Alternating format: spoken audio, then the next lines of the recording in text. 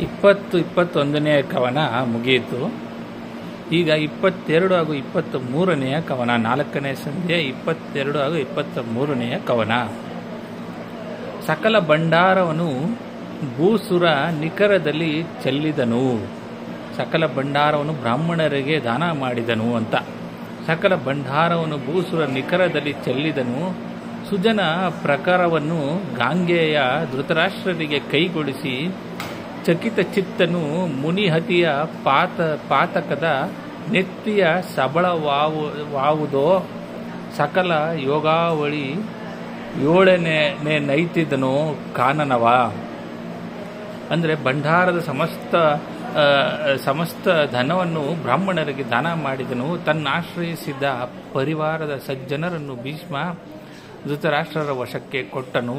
ಮುನಿ ಮಿಥುನನನ್ನು ಕೊಂದ ಪಾಪದ ನೆತ್ತಿಯನ್ನು ಒಡೆಯುವ ಆಯುಧವಾದುದು ಯಾವ ಯೋಗವನ್ನು ಆಶ್ರಯಿಸಲಿ ಎಂದು ಚಿಂತಿಸುತ್ತಾ ಕಾಡಿಗೆ ಹೋದನು ಪಾಂಡು. 23ನೇ ಕವನ. ಅರಸ ಕೇಳು. ಶತಶೃಂಗ ಶೈಲದ ವರತಪೋದನಾಶ್ರಮಕ್ಕೆ ನಿಮ್ಮ ಅರಸ ಬಂದನು.